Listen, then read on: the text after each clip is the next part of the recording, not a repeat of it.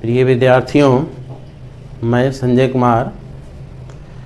आज इस वीडियो में हम लोग देखेंगे गर्भ निरोधक जो विधि होती है उसकी अस्थाई विधि।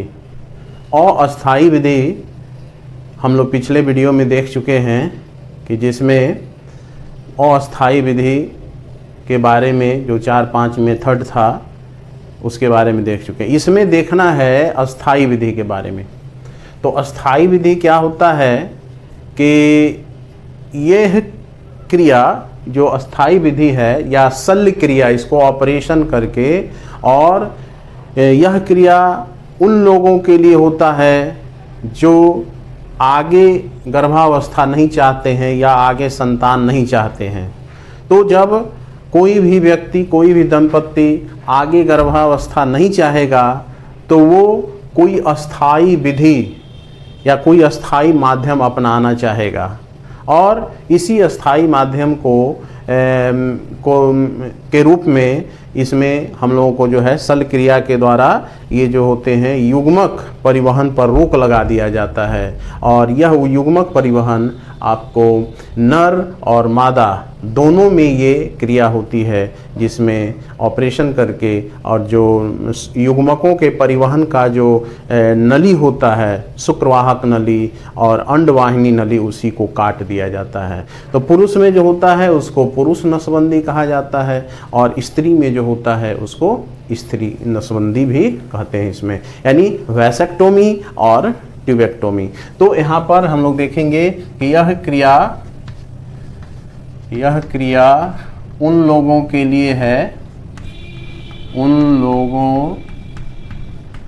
लिए है, जो आगे गर्भावस्था नहीं चाहते हैं, आगे गर्भावस्था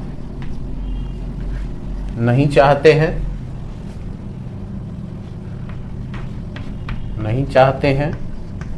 तब वो क्या चाहते हैं, तो अस्थाई विधि चाहते हैं, और या नहीं चाहते हैं तथा अस्थाई विधि अपनाना चाहते हैं, नहीं चाहते हैं तथा अस्थाई विधि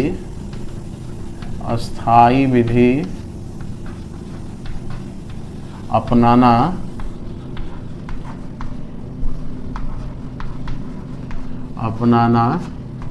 चाहते हैं।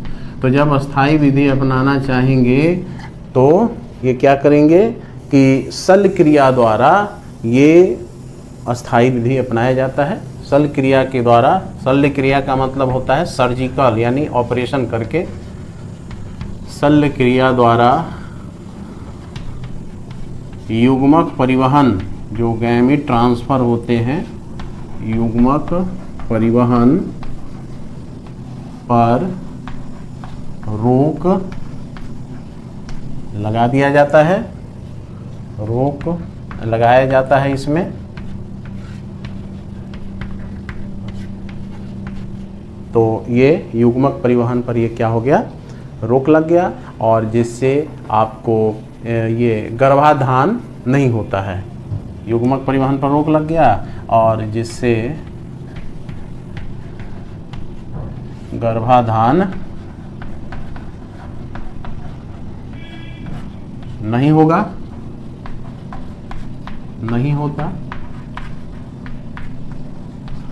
अब इसके प्रकार, ये जो है गर्भ निरोधक के अस्थाई विधि के कितने प्रकार हैं।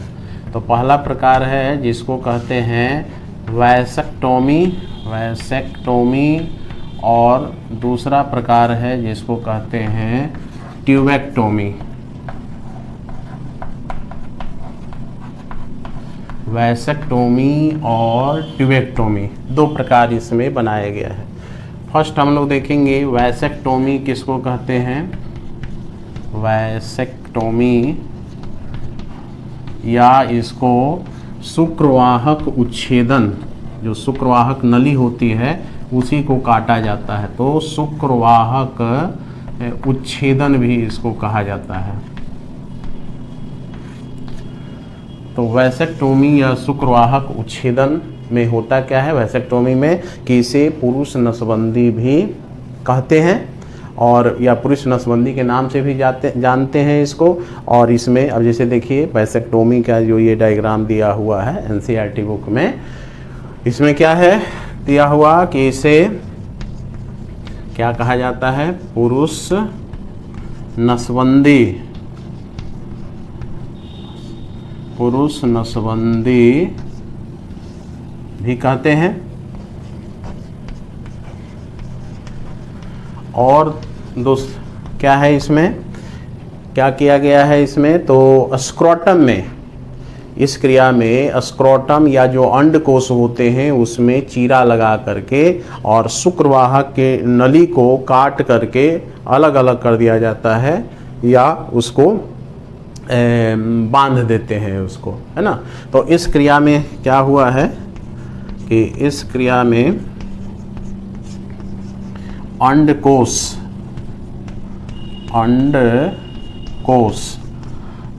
को कहा जाता है क्या, स्क्रोटम। तो अंडकोश या स्क्रोटम में चीरा लगाकर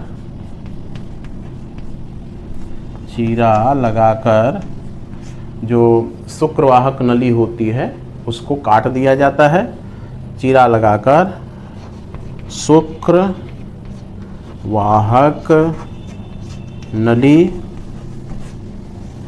को, देख रहे हैं, शुक्रवाहक नली को क्या किया गया है कि उसका छोटा सा भाग काट कर निकाल लेते हैं अथवा उसको बांध देते हैं। तो शुक्रवाहक नली के छोटे भाग को काट कर निकाल या बांध देते हैं। ताकि बांध देते हैं इसलिए कि फिर से वो आपस में जुट न जाए, थोड़ा सा डिस्टेंस बना कर, सटा करके नहीं रखेंगे। सटा के रखेंगे तो हो सकता है फिर से वो ज्वाइंट हो जाए। तो यहाँ पर इसमें जो ये आपको दिया गया है डायग्राम, इसमें जो ये शुक्रवाहक नली होती है, ये देख रहे हैं शुक्रवाहक नली है, यहाँ पर ये अंडकोश हो गया, उसी तरह से ये हो गया ये शुक्रवाहक नली, और यहाँ से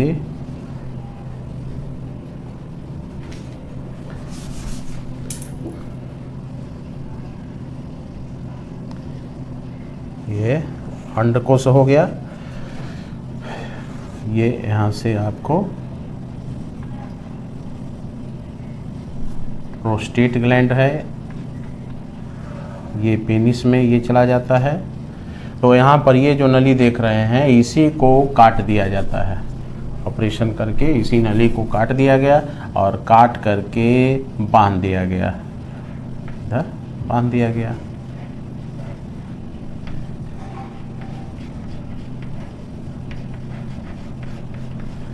यहाँ इसको बांध दिए, इसको भी यहाँ से फोल्ड करके और इसको भी यहाँ से बांध दिया गया ताकि खुले ना।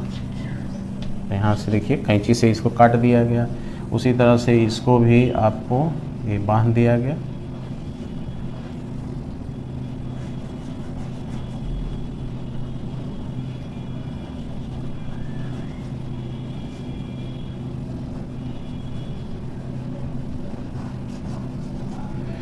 तो यही है कि शुक्रवाहक नली को यहाँ पर यह है क्या, कटा हुआ और बंधा हुआ ये दिखाई दे रहा है, यही नलिया। तो जो शुक्राणु इसमें बनेंगे वो यहाँ पर नहीं जा पाएंगे, आगे नहीं बढ़ पाएंगे, वीर्य में जाके नहीं मिल पाएंगे, यहीं तक रह जाएंगे।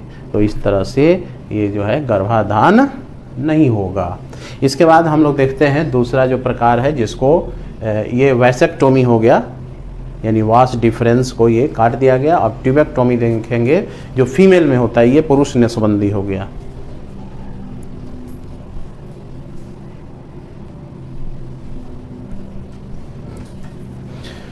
अब हम लोग देखते हैं दूसरा प्रकार का जो ये है अस्थाई विधि, जिसको नलिका उच्छेदन भी कहा जाता है। तो ये सेकेंड प्रकार का हो गया नलिका उच्छेदन, नलिका उच्छेदन कहिए, या इसको अंग्रेजी में ट्यूबेक्टोमी कहा जाता है, ट्यूबेक्टोमी। और सामान्य भाषा में इसको क्या कहते हैं, महिला नसबंदी, इसे महिला नसबंदी भी कहते हैं, महिला नसबंदी भी कहते हैं। तो देखिए इसमें आपको, इस डायग्राम में आपको महिला नसबंदी के बारे में ये दिखाया गया है। तो इस क्रिया में क्या हो रहा है कि इस क्रिया में उदर यानी पेट में ऑपरेशन करके उदर में, एब्डोमेन में एक छोटा सा चीरा मारकर इस क्रिया में उदर में एक छोटा सा चीरा मारकर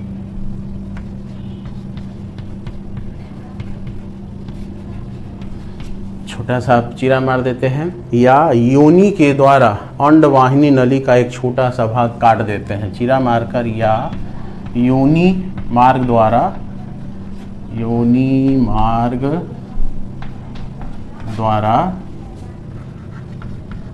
अंडवाहिनी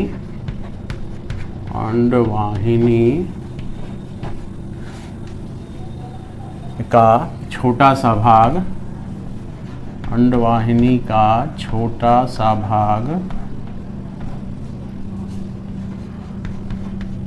काटकर, इसमें अंडवाहिनी को देख रहे हैं कि छोटा सा भाग इसमें क्या किया गया है, काट कर निकाल दिया गया है या बांध दिया जाता है। तो काट कर निकाल या बांध दिया जाता है,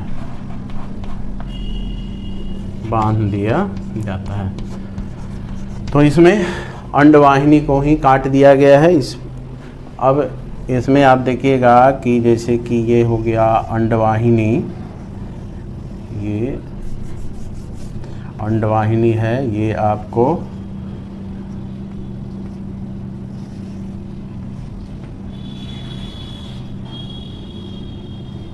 ये गर्भाशय का पार्ट हो गया, ये अंडवाहिनी है,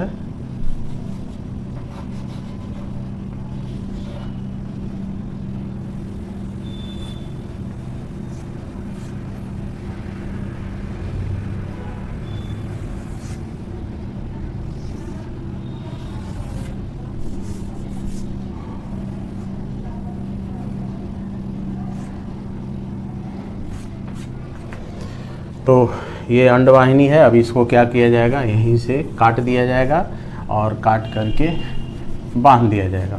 अब इसको भी यहाँ से ऐसे फोल्ड कर दिया गया, बांध दिया गया, इसको भी यहाँ से फोल्ड कर दिया गया और यहाँ पर बांध दिया गया काट करके, यहाँ पर भी इसको बांध दिया गया काट करके या निकाल लिया गया छोटा सा पार्ट, इसको भी यहाँ पर बांध दिया गया। तो ये जो है शल्य क्रिया मेथड कहलाती है।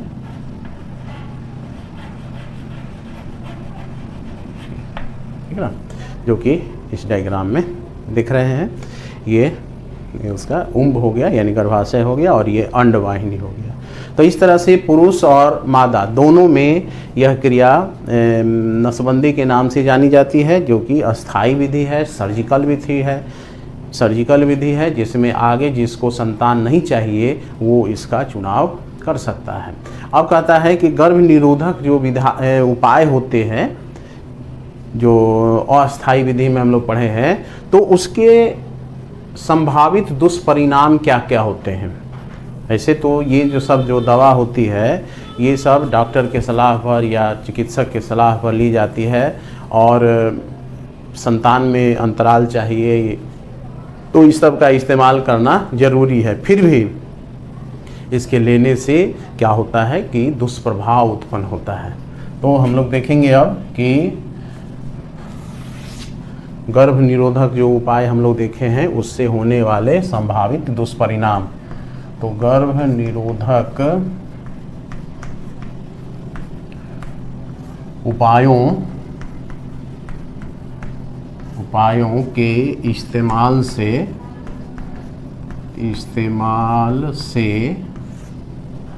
होने वाले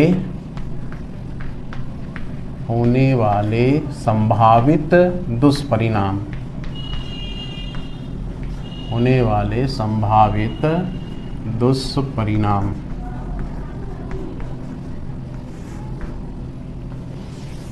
कौन कौन सी दुष्परिणाम इसमें होते हैं। तो जैसे कि सबसे पहले इसमें इसके दवा के उपयोग करने से, जैसे गोली है या जो अन्य जो दवा आईयूडी है या इंजेक्शन है, ये सब का इस्तेमाल करने से जैसे कि मतली, उल्टी या नौजिया, इसको हम लोग चक्कर आना, है ना, मतली होना या उल्टी होना, ये सब आ सकता है। दूसरा इसमें क्या जो ये हो गया दुष्प्रभाव हो गया, या दुष्प्रभाव या दुष्परिणाम, हाँ चलिए दोनों एक ही चीज़ हो गया। उदरीय पीड़ा, एब्डोमिनल पेन, पेट में दर्द होगा, उदरीय पीड़ा, तो इससे आपको उदरीय पीड़ा होते हैं दुष्परिणाम। इसके बाद क्या होता है कि बीच बीच में रक्तस्राव, यानी वेजाइना से, योनि से इसमें क्या होता है, रक्तस्राव होता है, बीच बीच में रक्तस्राव।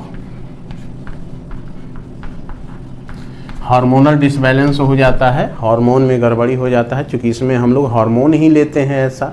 उसके बाद अनियमित आतर्व रक्तस्राव, अनियमित आतर्व रक्तस्राव, मेंस्ट्रुअल साइकिल इसमें क्या हो जाते हैं, अनियमित हो जाते हैं। और पांचवा जो विधि है जिसको हम लोग कहते हैं कि माने विधि क्या माने कि इसमें दुष्परिणाम है कि इससे स्तन कैंसर की भी होने की संभावना होती है। तो इससे स्तन कैंसर भी हो सकते हैं, स्तन कैंसर भी इससे हो सकते हैं। तो यही जो है आपको ये क्या है, विधि है, अस्थाई विधि। अब हम लोग आगे देखते हैं सगर्भता का चिकित्सीय समापन, एमटीपी।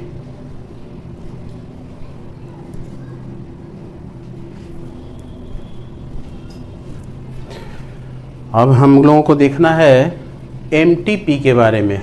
एमटीपी क्या होता है कि मेडिकल टर्मिनेशन ऑफ प्रेगनेंसी इसको कहा जाता है, अर्थात हिंदी में सगर्भता का चिकित्सीय समापन, या इसको प्रेरित गर्भपात भी कहा जाता है।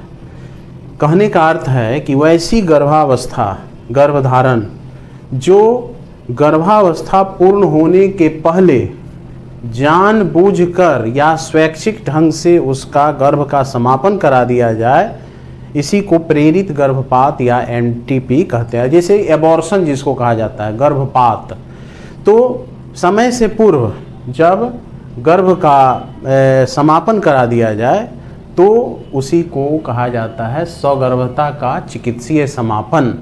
यानी डॉक्टर द्वारा या जो स्पेशलिस्ट होते हैं उनके द्वारा जो अनचाहे गर्भ या जिस भी कारण से ऐसा गर्भ है जिसको नहीं हम चाहते हैं उसका समापन कर दिया जाए, उसको एबॉर्शन करा दिया जाए, यही है एमटीपी, यानी medical termination of pregnancy. Termination माने समापन मेडिकल ढंग से।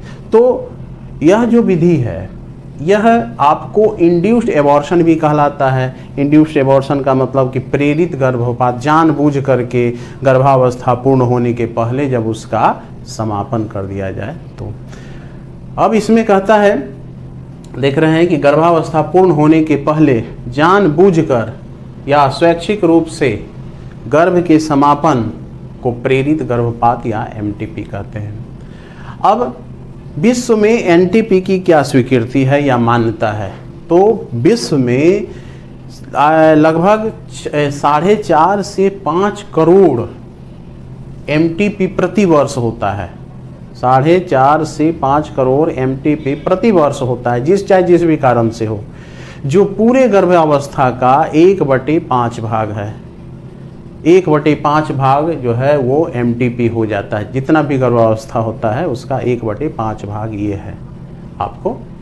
तो विश्व में ये क्या होते हैं कि 4.5 से 5 करोड़ प्रति वर्ष MTP होते हैं, और बहुत सारे देशों में MTP को भावनात्मक दृष्टि से, नैतिक दृष्टि से, धार्मिक दृष्टि से, सामाजिक दृष्टि से जुड़े होने के कारण कुछ देशों में इस पर बहस जारी है कि इसको कानूनी या स्वीकृत रूप से माना जाए या न माना जाए। क्योंकि बहुत सारे देशों में जो है वो धार्मिक पहलू, सामाजिक पहलू, नैतिक पहलू, भावनात्मक, है ना, रिलेशन इस तरह से है। तो इसे कानूनी बनाने के लिए इसको दिया जाए या न दिया जाए, इसके लिए उस देश में बहस जारी है। पूरे विश्व की बात में, उसमें भी बहुत सारे देशों में जो है इसकी मान्यता है, बहुत सारे देशों में इसकी मान्यता नहीं है। भारत में क्या इसका है मापदंड? तो भारत में MTP की जो स्वीकृति है, देखिए भारत में है क्या कि इस MTP के दुरुपयोग के, माने एबॉर्शन का दुरुपयोग है, और उसी एबॉर्शन के दुरुपयोग को रोकने के लिए, उसी को रोकने के लिए एक कानूनी मान्यता दी गई है 1971 में। 1971 में जो MTP का जो दुरुपयोग है उसको रोकने के लिए medical termination of pregnancy act 1971 की स्वीकृति प्रदान की गई है। और इसमें क्या किया गया है, रोकने के लिए क्या किया गया है? तो यह जो प्रतिबंध लगाया गया है, अंधाधुंध और गैर कानूनी जो मादा भ्रूण हत्या होती है उसको रोकने के लिए, तथा जो भेदभाव है, जो ये मेल चाइल्ड और फीमेल चाइल्ड के बीच जो भेदभाव होते हैं उसको रोकने के लिए ये कानूनी बनाए। कुछ लोग हैं जो मादा ये अल्ट्रासाउंड या एमनियोसेंटेसिस विधि द्वारा गर्भ की जांच करा लेते हैं, और वो अगर मादा होती है तो उसका यही MTP करा देते हैं, जिसके कारण क्या हो जाएगा कि जो रेशियो है, नर और मादा का जो रेशियो है, अनुपात है, वो कम हो जाएगा और बैलेंस, संतुलन बिगड़ जाएगा। तो इसी को रोकने के लिए, महिला भ्रूण हत्या रोकने के लिए और महिला के साथ भेदभाव रोकने के लिए भारत में 1971 में इसकी कानूनी स्वीकृति प्रदान की गई है। अब इसके बाद हम लोग देखते हैं कि ये आखिर क्यों होता है, ये जो विधि है MTP क्यों होता है, कब होना चाहिए, कब ये सेफ है, ये सब इसमें कुछ पॉइंट है बचा हुआ।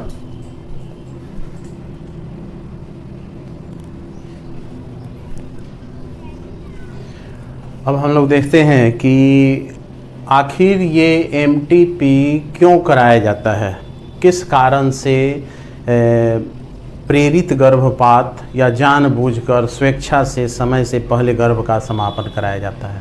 तो इसमें है कि सबसे पहले कि, या कह सकते हैं कि जो अनचाही जो सगर्भता होती है उसका समापन कराने के लिए यह काम किया जाता है, जो गर्भ की चाहत न हो।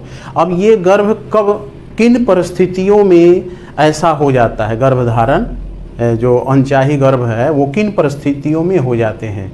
तो जैसे सबसे पहला है असुरक्षित यौन संबंधों के कारण।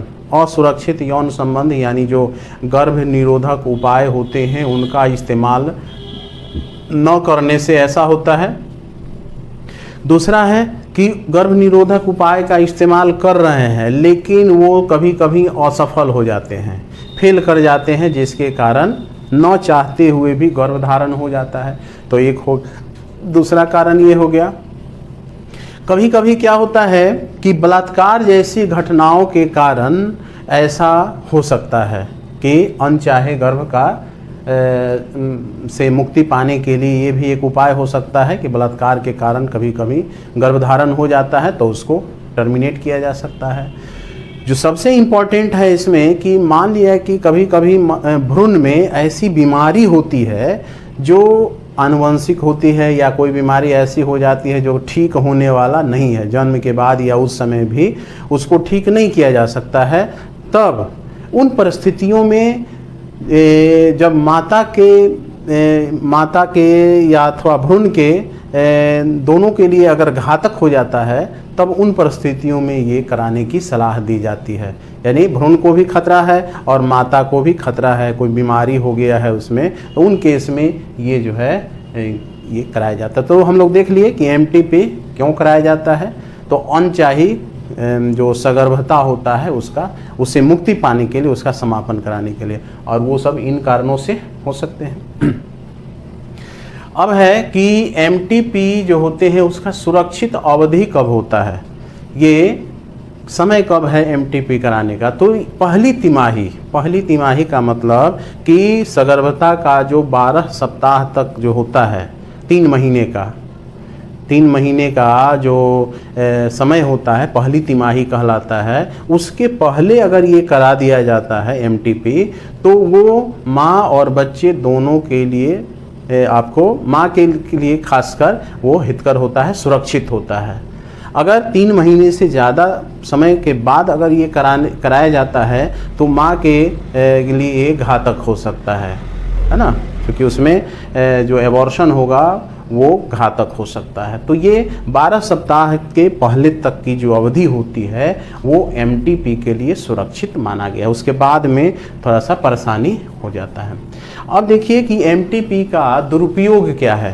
तो एमटीपी जब कराया जाता है तो कोई स्पेशलिस्ट डॉक्टर या ये सब के नहीं होने से नहीं कराया जाता है। अकुशल जो नीम हकीम होते हैं उनसे गैर कानूनी रूप से ये कराए जाते हैं और ये उसके लिए जानलेवा सिद्ध हो सकते हैं। उसका दुरुपयोग में देख रहे हैं, जो अकुशल नीम हकीम होते हैं उनसे ये गैर कानूनी रूप से छिपा करके इस तरह से ये कराया जाता है। और दूसरा है कि लिंग निर्धारण कराकर मादा जो भ्रूण हत्या होती है उसको कराया जाता है, तो पूरी तरह गैर कानूनी है। तो इसमें जो है गैर कानूनी ढंग से अकुशल नीम हकीम से कराया जाता है, और दूसरा भ्रूण की जांच करा करके मादा भ्रूण रहने पर उस जो बच्चे को, महिला जो भ्रूण होती है उसका ये क्या किया जाता है, भ्रूण हत्या करा दिया जाता है, जो पूर्णतः गैर कानूनी है। तो ये आपको क्या है, एमटीपी का दुरुपयोग है। अब है कि एमटीपी न हो इसके लिए क्या किया जाए। शुरू में ही प्रिकॉशन ले लेना अच्छा है। शुरू में ही प्रिकॉशन ले लेना समझदारी का काम है। तो एमटीपी से बचाव करने का है कि असुरक्षित मैथुन से बचाव किया जाए, बिना गर्भ निरोधक के इस्तेमाल के न किया जाए। उसके बाद जो गर्भ निरोधक साधन है उसके लिए जो परामर्श है या जो भी दिया जाता है उसको अधिक जो सुविधाएं उपलब्ध है उसके बारे में जानकारी होनी चाहिए, उसका उपयोग करना चाहिए। और ये सब जो है इसमें तो कहने हैं कि असुरक्षित मैथुन से बचाव कीजिए। उसके बाद जो गर्भ निरोधक उपाय है उसको उचित परामर्श और सुविधाओं को देखते हुए उसका इस्तेमाल करना चाहिए, जिससे जो अनचाहे गर्भ होते हैं उसके समापन के नौबत ही ना आए, अनचाहे गर्भ हो ही नहीं। तो ये सब जो है एमटीपी से बचाव का तरीका है। तो आज इतना ही एमटीपी।